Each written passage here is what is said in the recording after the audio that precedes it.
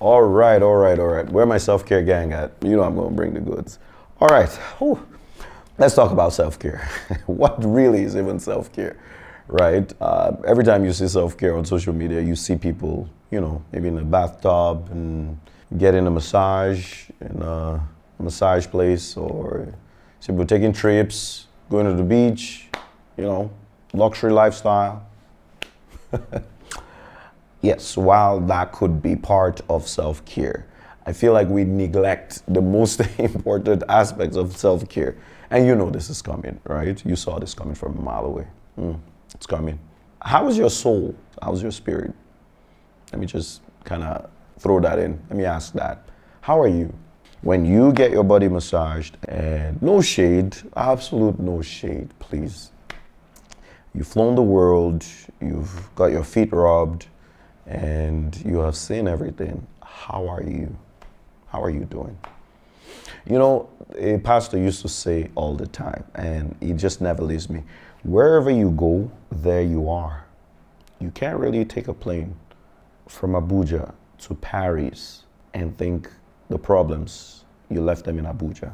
You can't take a plane from Toronto to London and kind of feel like just because you saw Big Ben, you left your problems in Toronto and those problems no longer exist. You see, that book you still haven't written, you're still going to feel it when you get back to Toronto. That nagging feeling of emptiness is still going to be there when you return. Those dopamine spikes will spike back down and you're still going to have to face life.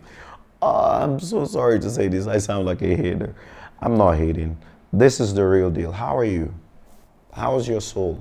Are you prospering in your spirit? So let me suggest self-care, a different kind, which is the soul self-care. Are you fasting? Are you praying? Are you spending time with God? Are you doing the things to pamper your flesh? And in the same way, are you doing those things to maintain the vitality of your spirit? Because if you're not doing those things, you are neglecting the best and the most important aspect of self-care, because your body can only take you so far. There's a place where it can only go where your spirit has been. And if your spirit is not healthy, if your soul is not vitalized, those trips, those luxury items that you purchase will just be things done to fill a void. You will just be scratching a spiritual itch with physical means. And that don't work really well, because in another week or two, you're going to need another trip. You're going to need another adventure. But there is a place where you struggle things out with God and you bring that incredible balance to your life, where you're optimized in the things that you got to do. You're not neglecting your spiritual duties. You're not neglecting your spiritual call. You're accomplishing your tasks. You are nailing things and you are on top of your game. And then you find that, you know what? I deserve that trip.